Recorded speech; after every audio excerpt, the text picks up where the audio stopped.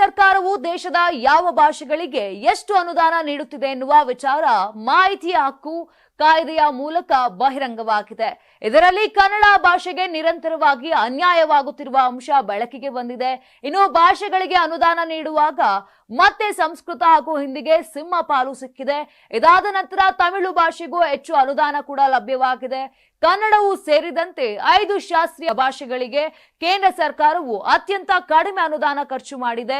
ಕನ್ನಡ, ತೆಲುಗು, ತಮಿಳು, ಮಲಯಾಳಂ ಹಾಗೂ ಒಡಿಯಾ ಭಾಷೆಗಳ ಒಟ್ಟು ವೆಚ್ಚಕ್ಕಿಂತ ಸಂಸ್ಕೃತ ಭಾಷೆಗೆ 17 ಪಟ್ಟು ಹೆಚ್ಚಾಗಿದೆ.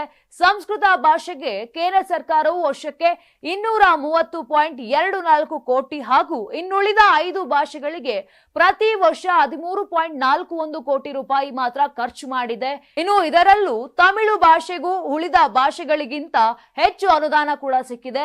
ಆದ್ರೆ ಕನ್ನಡಕ್ಕೆ ಭಾರಿ ಕಡೆಗಣನೆ ಉಂಟಾಗಿರುವುದು ಎದ್ದು ಕಾಣ್ತಾ ಇದೆ. ಥೈರಾಯ್ಡ್ ಇದೆಯಾ? ದಪ್ಪ ಆಗ್ತಾ ಇದ್ದೀರಾ? ಥೈರಾಯ್ಡ್ ನ ಹೇಗೆ ರಿವರ್ಸ್ ಮಾಡ್ಬೇಕು ಅಂತ ಗೊತ್ತಾಗ್ತಾ ಇಲ್ವಾ? ಥೈರಾಯ್ಡ್ ಮೆಡಿಸಿನ್ಸ್ ತಗೊಂಡು ಅದ್ರ ಸೈಡ್ ಎಫೆಕ್ಟ್ಸ್ ಇಂದ ಇನ್ನಷ್ಟು ದಪ್ಪ ಆಗ್ತಾ ಇದ್ದೀರಾ? ಹಾಗಿದ್ರೆ ಇದಕ್ಕೆ ಸೊಲ್ಯೂಷನ್ ಜೀನಿ ಸ್ಲಿಮ್.